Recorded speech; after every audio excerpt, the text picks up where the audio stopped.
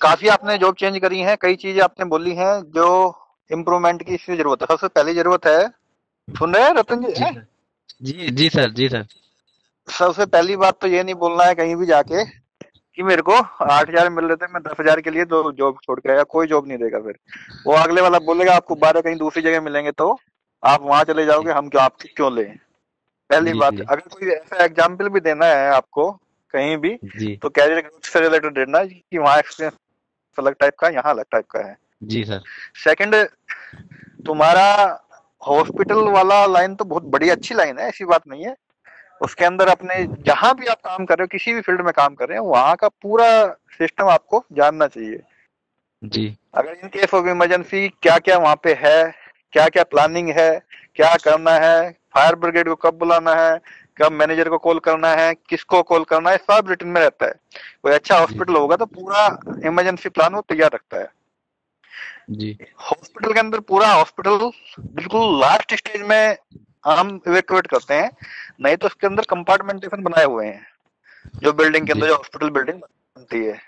तो एक कंपार्टमेंट दूसरे कंपार्टमेंट में फायर इतनी इजीली नहीं जाती है। कंपार्टमेंटेशन का मीनिंग ये होता है कि एक कंपार्टमेंट में रहे, दूसरे में ना जाए।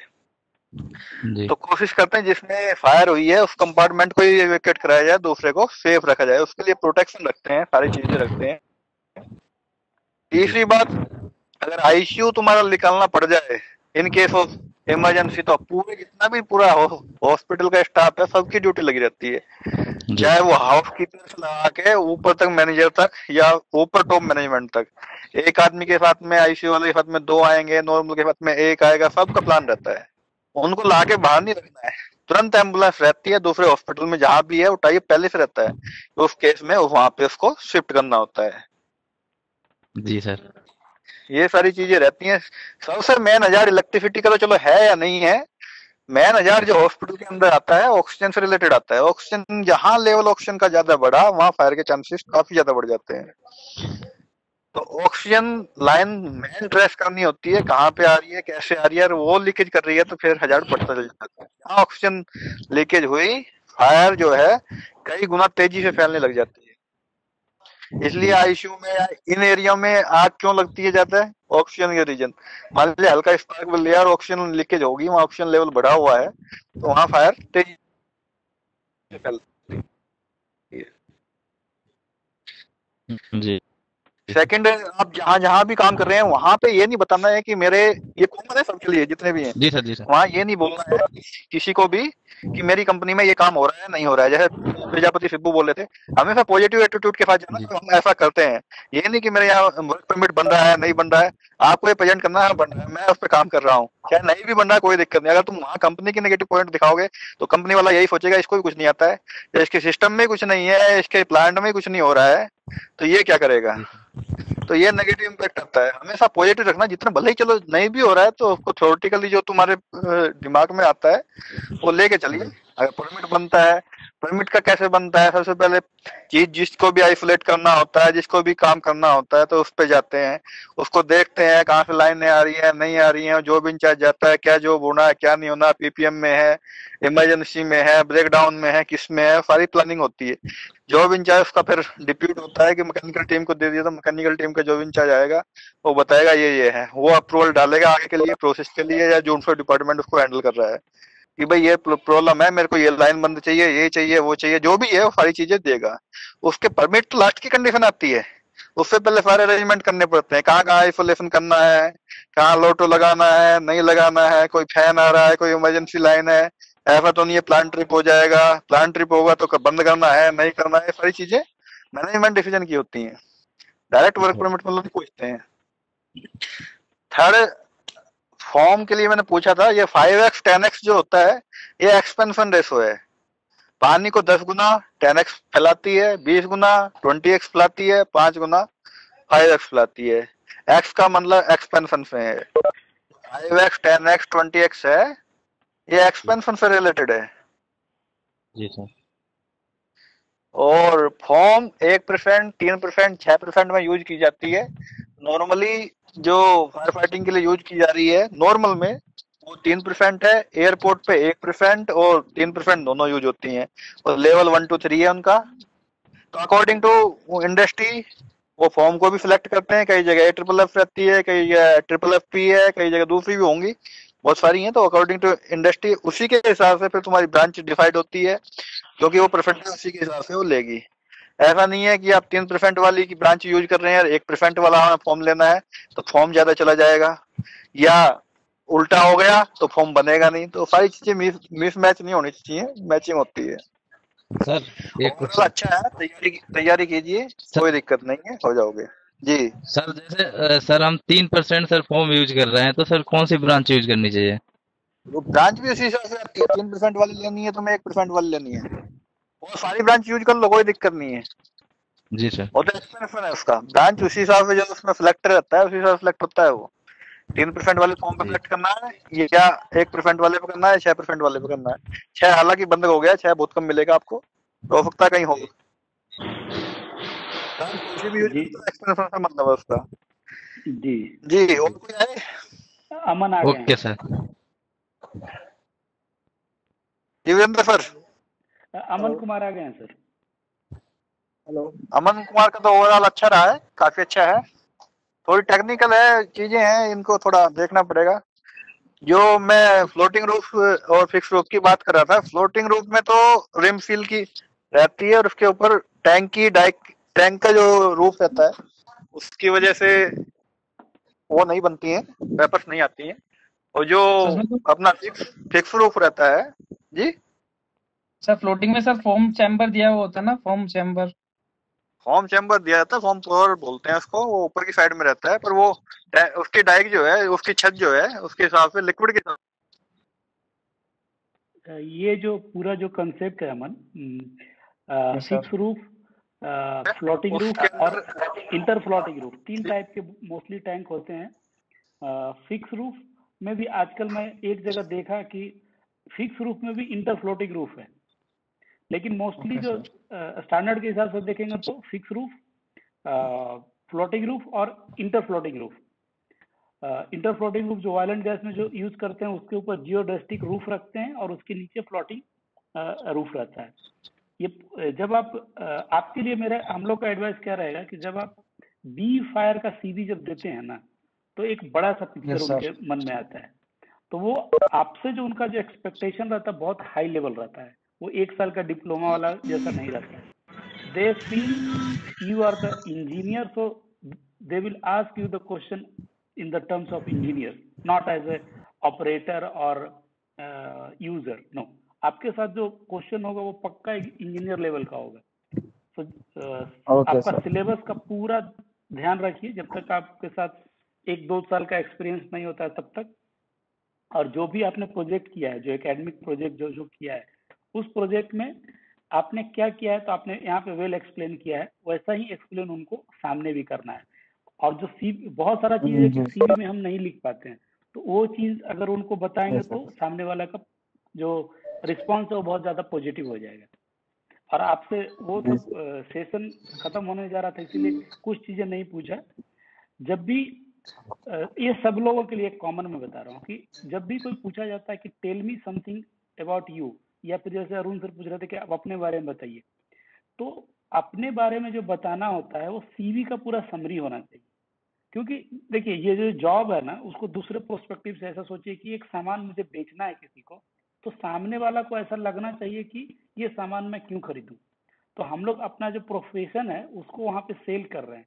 तो सेल करने के टाइम आपको अपने आप को प्रेजेंट करना है, मार्केटिंग आपका खुद का वो मार्केटिंग है।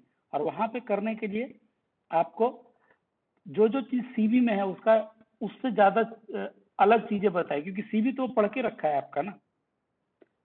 और सीवी जो है थोड़ा स्टैंडर्ड सीवी, बहुत लोगों का मैं देख रहा था, कुछ जितने सीवी हम लोग के पास आए थे, तो सीवी के लिए आपको एक स्टैंडर्ड तरीका से बताना पड़ेगा।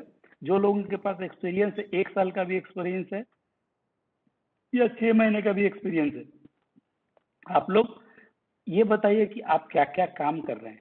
आप जब सीवी में बताएंगे कि आप क्या क्या काम कर रहे हैं, तो सामने वाले को इंप्रेशन जाता है कि ये बंदा इतना काम कर रहा है, तो मेरे यहाँ का काम से मैच हो रहा है या नहीं हो रहा, तभी आपका बात आगे बनेगा।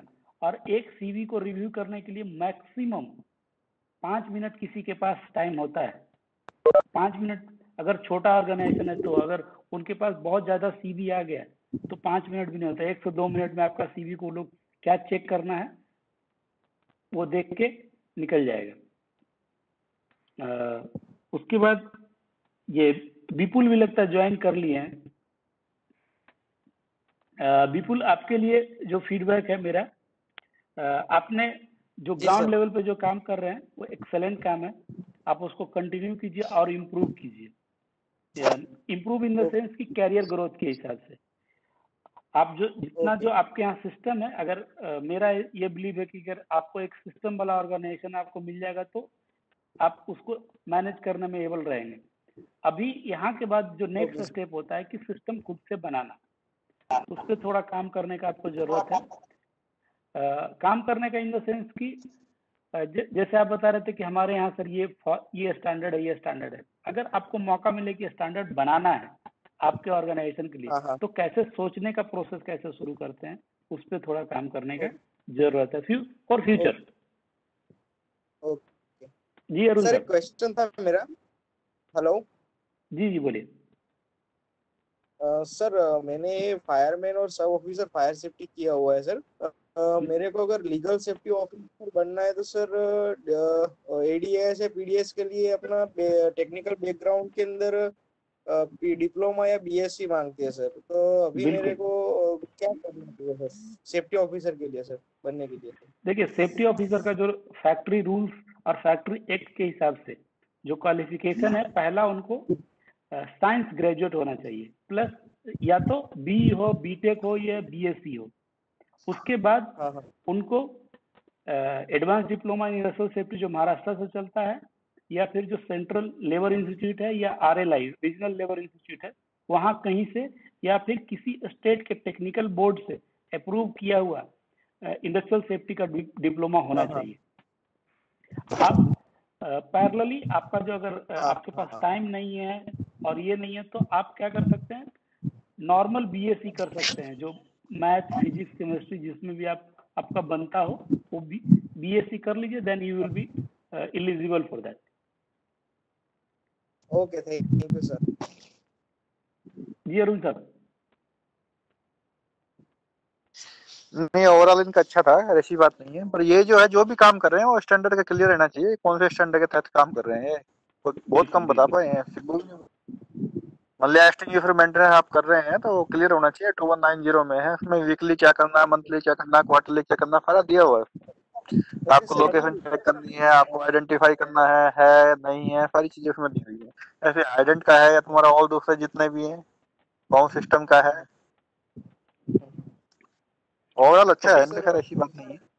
जी अभी हम लोग क्या करेंगे, जिन लोगों का हम लोगों ने 4 लोगों को कंडक्ट किया, और उन लोगों को हम लोग क्या करेंगे, जैसे ही हम लोग को टाइम मिलेगा आपका सीवी को थोड़ा मॉडिफाई करके हम लोग आपको भेजेंगे, एक सीवी भेजेंगे, साथ साथ में मेल जब कम्युनिकेशन करते हैं तो एक कवर लेटर का जरूरत होता है, मतलब मेल बॉडी में क्या टाइप करना है, कैसे टाइप करना है वो करके देंगे। और जो लोग जो मेंबर है, ग्रुप मेंबर, उनके लिए एक और एडवाइस है, आपका फेसबुक का जो पेज है उसमें आपका नाम कुछ और है, ओरिजिनल सर्टिफिकेट पे आप नाम कुछ और लिखते हैं। Please match both the things. Now आज के दिन में, आज के टाइम में सोशल मीडिया जो प्लेटफॉर्म है वो भी आपका बैकग्राउंड चेक करने में बहुत सारा लोग उसका हेल्प लेते हैं। तो यहाँ नाम कुछ है, वहाँ नाम कुछ है, तो आपके लिए वो अच्छा नहीं है। मैं ये देख रहा था, ये मेरा ऑब्जर्वेशन था जितना सीवी मिला उसमें से। और सब लोगों के लिए, सीबू आपके लिए, विपुल जी आपके लिए, रतन पाल आपके लिए, अमन जी, चारों को ऑल द बेस्ट आपके फ्यूचर के लिए।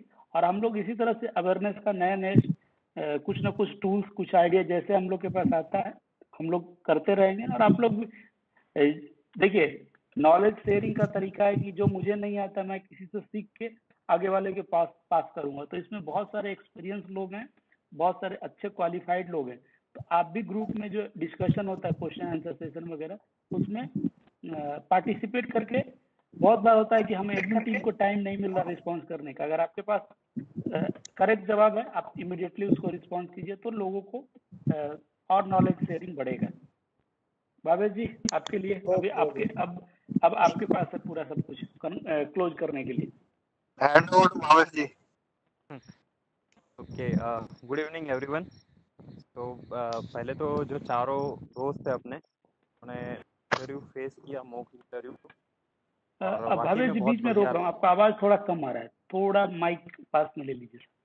हेलो, जी नाउ अभी ऑडिबल? Loud and clear. जी जी।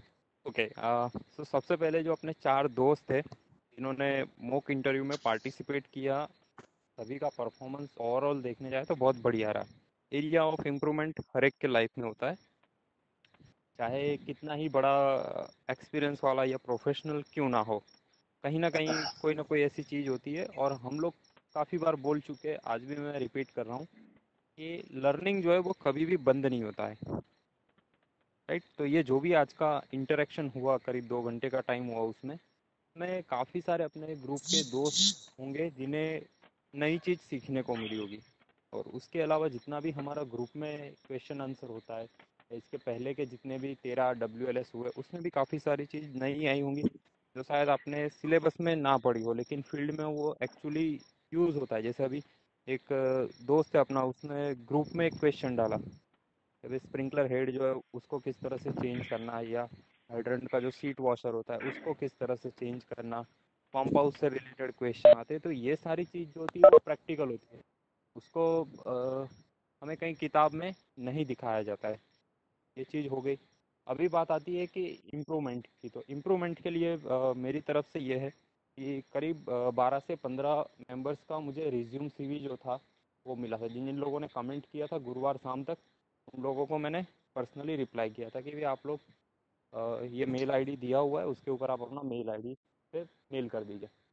जब मैंने मेल रिसीव किया ना, तो वहाँ से ही हमारा जो सिलेक्शन होने का चांसेस है वो यहीं से सीक्वेंस हमारी स्टार्ट होती है। सबसे पहली चीज़ क्या थी कि आपको मैंने कैटेगरी डिफाइन करके दिया था कि हम लोग 3 कैटेगरी में जाएंगे। एक हो गया फ्रेशर फायरमैन, एक हो गया फ्रेशर फायर ऑफिसर जिसने BE फायर किया हो, BSc फायर किया हो, BTech फायर किया हो, या सब फायर ऑफिसर का कोर्स किया हो, ये चीज़ हो गई। और तीसरा था एक्सपीरियंस कैंडिडेट।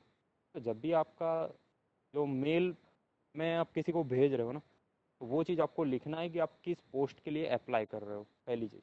अगर वो नहीं लिखा हुआ है तो मुझे, अगर सपोज मान लीजिए अभी तो 15 है, लेकिन अगर 50 लड़कों ने अगर मुझे मेल किया होता तो 50 में से मुझे शॉर्ट लिस्ट करने में दिक्कत होती है। हमने जब भी कोई भी HR का कैंडिडेट होता है, तो अगर ये सब स्क्रीनिंग करना है ना, तो पहला चांस यही होता है कि अगर आपने कुछ लिखा नहीं है तो हो सकता है आपका मेल जो है वो स्किप हो जाए।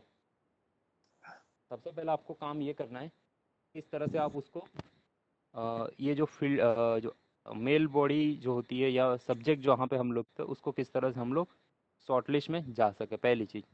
दूसरा होता है कि उसके नीचे हम लोग जो मेल लिखते हैं ना, किसी भी लड़के ने यानी किसी भी ग्रुप मेंबर ने वो पूरा जो मेल ड्राफ्ट करना होता है वो लिखा हुआ नहीं था। वीरेंद्र सर ने भी बताया कि हम लोग एक सैंपल जो है वो आपके साथ शेयर करेंगे, वो ज़रूरी है। काफ़ी भावेश बार जी क्या होता है। एक चीज मैं स्क्रीन पे मैं कुछ शेयर कर रहा हूँ, देखिए हम लोग आप लोग जितना लोगों ने रिज्यूम भेजा उसको शॉर्ट लिस्टिंग करने के लिए ये हम लोग खुद से कुछ कर रहे थे कि हमको कैसे शॉर्ट लिस्टिंग करना है। आप बताइए कि ये स्क्रीन देखने के बाद शॉर्ट लिस्टिंग करना कैंडिडेट का कितना टफ है। ये जो भावेश जी, जी बोल रहे हैं उसमें मैं ऐड कर रहा हूँ। कंटिन्यू करें सर। थोड़ा सा इसको जूम कर दीजिए सर। जी जी कर रहा हूँ। ओके, देखिए यहाँ पे 3 कैटेगरी आपको दिख रही है, फायरमैन लिखा हुआ है, ऑफिसर लिखा हुआ है, और एक्सपीरियंस कैंडिडेट लिखा हुआ है। तो ये सब टेबल बनाया, फिर काफ़ी सारे लड़कों का नाम लिखना, उनकी क्वालिफिकेशन लिखना, ये सब वर्कआउट हमारी तरफ से हुआ है। तो मैंने ये सब चीज़ें जो आपसे मांगी थी, पहला तो ये हो गया। फिर होता है कि आपको मेल ड्राफ्टिंग आना चाहिए। काफ़ी बार क्यों मैं ज़रूरी है ये भी बता रहा हूँ आपको। हम लोग क्या करते हैं कि एक मेल आपने कहीं पे भेज दिया, वही सेम मेल आप हर जगह पे फॉरवर्ड करते हैं। ये चीज़ नहीं करनी है। पहले तो आपके पास एक अच्छा सा एक मेल ड्राफ्ट कर लीजिए, डियर सर, डियर मैडम। अगर आपको नाम पता है तो उनके नाम के साथ लिख के भेजिए, बराबर। फिर उसके नीचे आपका पूरा एक समरी होना चाहिए। ये चीज़ भी हमारा जो एक एडमिन टीम में मेंबर है, लेकिन वो कुछ काम की वजह से अभी हमारे साथ कनेक्ट नहीं हो पा रहे, मेगल महिपाल, उन्होंने भी ये चीज़ पहले बताई थी कि आपको एक अच्छा सा मेल जो होता है, कवर लेटर जिसको हम लोग बोलते हैं, वो बना के रखना है।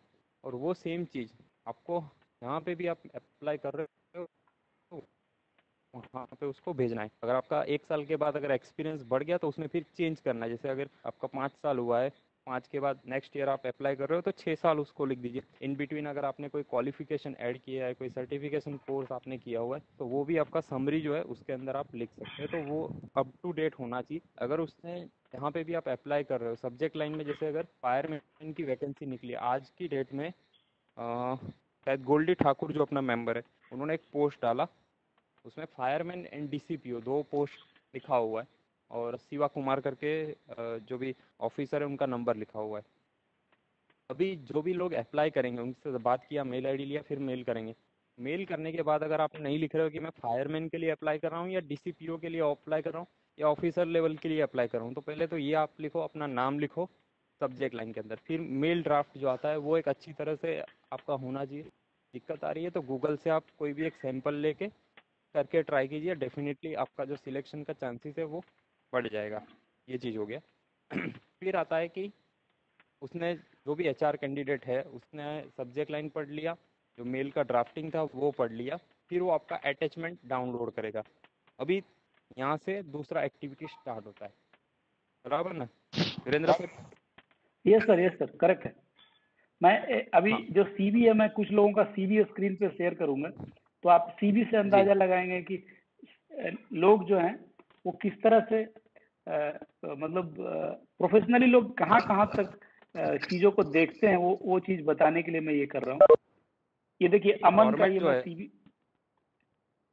ये अमन कुमार का सीवी है, दिख रहा है सर? Visible sir. जी कंटिन्यू। Experience okay. बेसिकली अभी हमारा दूसरा स्टेप चालू होता है कि एचआर ने आपका सब्जेक्ट लाइन पढ़ लिया, उसका जो मेल ड्राफ्टिंग था वो पढ़ लिया, तो आपको उसमें थोड़ा सा इंटरेस्ट लगा कि हाँ चलो यार ये कैंडिडेट को बुला सकते हैं। तो फिर आता है कि वो आपका मेल जो भी है अटैचमेंट में दिया हुआ है, रिज्यूम हो सकता है, बायोडाटा हो सकता है या सीवी हो सकता है, वो आपकी फाइल वो डाउनलोड करेगा। डाउनलोड अगर हो सके तो एमएस वर्ड या तो पीडीएफ वाली फाइल भेजिए, और उसका जो वर्जन है वो लेटेस्ट वर्जन होना चाहिए, ऐसा नहीं है कि कोई पुराना वर्जन है। और एक सिंपल टास्क सबसे पहले आपको वही कर लेना है कि जब भी आप अपना रिज्यूम अपडेट कर रहे हो, लास्ट में F7 7 नंबर का जो की होता है ना, उसको दबा के चेक कर लीजिए कि कोई स्पेलिंग मिस्टेक तो नहीं है ना। स्पेलिंग मिस्टेक कभी भी आपके सीवी में नहीं होना चाहिए, स्पेलिंग मिस्टेक नहीं होना चाहिए, ग्रामेटिकल कोई मिस्टेक नहीं होना चाहिए, सेंटेंस जो है वो सारे के सारे अच्छी तरह से होने चाहिए, जिसमें प्रेजेंट टेंस और पास्ट टेंस का भी यूज़ किया जाता है, और उसको अच्छी तरह से लिखना आना चाहिए। अगर इंग्लिश में दिक्कत हो रही है तो किसी भी फ्रेंड सर्कल जिसका इंग्लिश पे अच्छा ग्रिप हो, वहाँ से उसको आप अच्छी तरह से आप अपडेट करवा सकते हैं। सीक्वेंस में होना चाहिए। जैसे अगर हम लोग क्वालिफिकेशन की सीक्वेंस की बात करें, तो जो आपका टॉप मोस्ट क्वालिफिकेशन रहेगा वो हमेशा ऊपर लिखना है, और जो सबसे लास्ट में, जो आपने सबसे स्टार्टिंग में जो क्वालिफिकेशन लिया था उसको लिखना है। जैसे अभी मान लीजिए कि आपने डिप्लोमा इन इंडस्ट्रियल सेफ्टी अभी रिसेंटली किया हुआ है 1 साल 2 साल पहले, तो टॉप में वो रहेगा। फिर उसके पहले आपने सपोज मान लीजिए बी फायर किया हुआ है तो वो लिखिए। उसके बाद थर्ड लाइन में आपका 12th साइंस आ जाएगा, और फोर्थ लाइन में 10वीं कक्षा का रिजल्ट जो है वो लिखना है। सेम पैटर्न जो है वो आपका एक्सपीरियंस के लिए भी यूज़ करना है कि जो आपका रिसेंट ऑर्गेनाइजेशन में जहाँ पे काम कर रहे हो वो सबसे पहले लिखना है। फिर इसके पहले आप जहाँ पे काम कर रहे थे वो इस तरह से, जो सबसे लास्ट में सबसे पहला ऑर्गेनाइजेशन आएगा। ये सीक्वेंस को आपको फॉलो करना है, क्योंकि जब कोई भी एचआर कैंडिडेट या टेक्निकल बंदा जब भी आपके सामने बैठ के वो इंटरव्यू ले रहा होगा ना, तो वो अगर आप अपने एक्सपीरियंस का जो सेक्शन है वहाँ पे आपने पहले ऑर्गेनाइजेशन में जहाँ पे फर्स्ट आपने काम किया वो अगर टॉप में लिखा हुआ है, तो वो फिर 4-5 पेज उसको पलटना पड़ेगा। तो ये चीज़ अच्छी नहीं होती है, उसका भी टाइम वेस्ट होता है, हमारा भी टाइम वेस्ट होता है, प्लस इंप्रेशन जो है वो गलत जाती है कि ये बंदे को ये भी नहीं पता कि इसकी सीक्वेंस जो है वो किस तरह से हमें सेट करनी चाहिए। तो ओवरऑल हमें इसके ऊपर भी ध्यान देना है। टेक्निकल क्वेश्चन आंसर किस तरह से होते हैं, क्या क्या पूछा जाता है, किस तरह से आंसर देना है, ये सारी चीज़ें हम लोग आज सीख चुके हैं। थोड़ा सा और हमें ये 3 चीज़ों के एक ऊपर चीज ध्यान मैं देना और ऐड करूंगा, सीवी में, बायोडेटा में या रिज्यूम में कभी भी जिस चीज के बारे में जानकारी नहीं है वो मत डालिए। वो आपके लिए मतलब आपका सिलेक्शन रोकने का सबसे बड़ा कारण होगा। जिस चीज के बारे में नहीं मालूम है प्लीज मत डालिए उसको, मत डालिए, जी कोई जरूरत नहीं है। मान और अगर मान डाल लीजिए रहे हैं आप तो आपका उस पर ग्रिप होना चाहिए कि उससे रिलेटेड क्वेश्चन का मैं आंसर दे सकूं।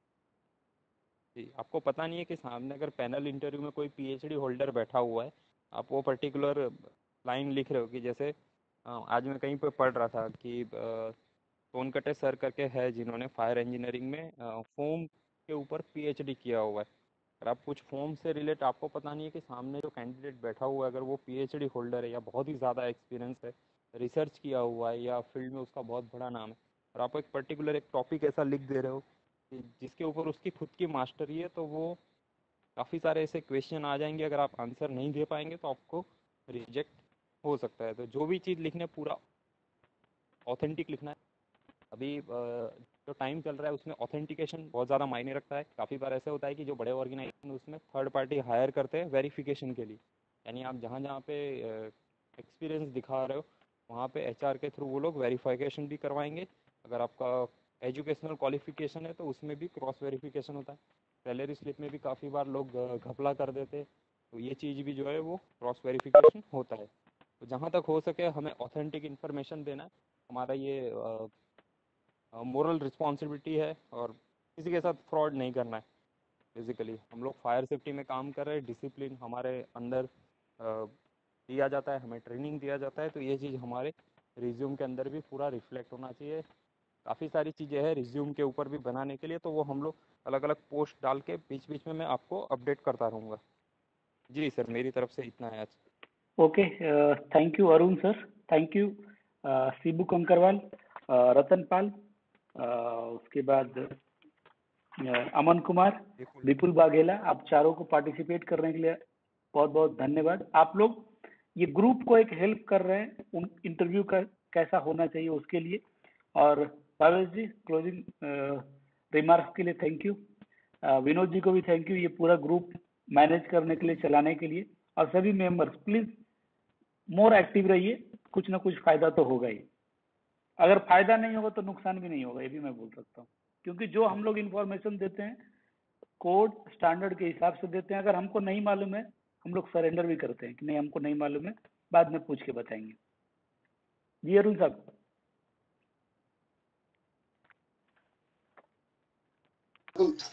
करेक्ट बोला। थैंक यू सब लोगों ऑल को। और आज का पार्टिसिपेट सेशन जी। आज का सेशन हम लोग को यहीं पे खत्म करेंगे अरुण सर के रिमार्क्स के साथ। Okay sir, okay, thank you thank you so much. Best of आप लोग luck all candidates. Thank you.